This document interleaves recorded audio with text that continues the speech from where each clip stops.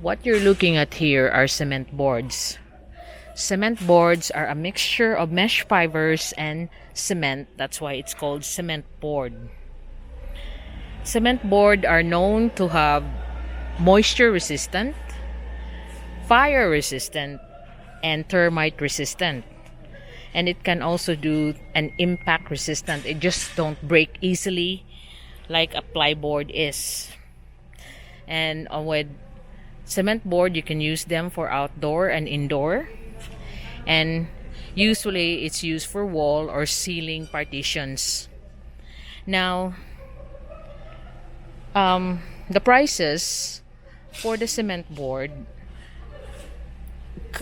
varies in the sizes, but it comes with a 4 foot by 8 foot regular size, 4 foot and 8 foot long, 4 foot.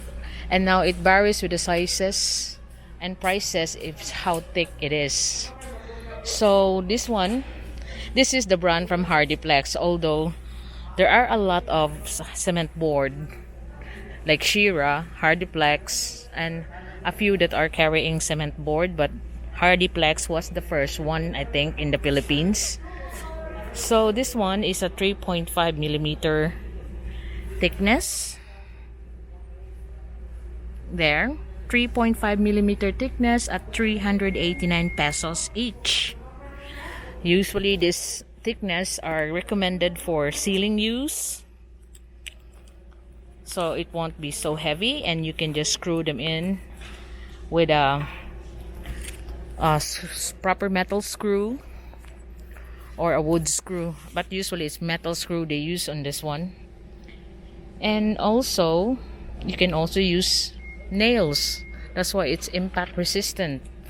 The next size that they recommend for ceiling is the 4.5 millimeter thickness, so it's a bit thicker than the other one at 389.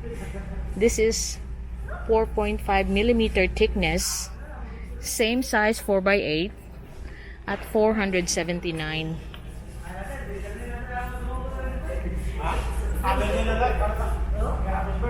Now here you have, I'll go on this side because this is the next size to 4, that's 3.5, that's 4.5, and this is the 6 millimeter. There, the 6 millimeter thickness of a cement board at 659 pesos. So 659 pesos. They usually use this at the start of this thickness, 6 millimeters, for wall partition. But some are using this as for ceiling. You can also paint over the Hardiflex. Now what I use for the walls are this thickness of Hardiflex. You know, this is 9 millimeters. They go as thick as 12 millimeters. But you know, the walls at 9 millimeters is 1,035 pesos. But usually the 12 mm thickness are used for stair steps. Some use that for that because it's now thicker. Because if you use a very thick Hardiflex, you need to have thicker and stronger trusses or ceiling frames as well.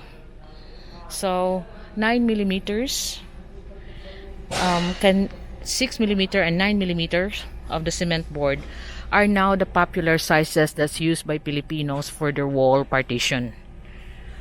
Now you can paint this, it's paintable, and you don't need to have any more treatment to be made if you're using cement board, because they are already fire resistant, considering that they are made of fibers and cement.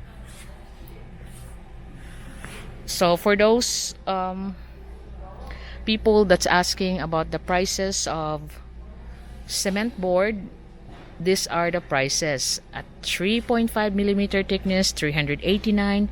4.5 millimeter thickness is 475, And the 6mm thickness is 659 each per ply, and the 9mm thickness is 1,035. They don't have the 12mm thickness in stock as of the moment, so that's why I'm not including it. But you could imagine it that 1,035 at 9mm, it will be around 1,800 to 1,900 will be the 12mm thickness. So that is the cement board prices here in the Philippines from City Hardware.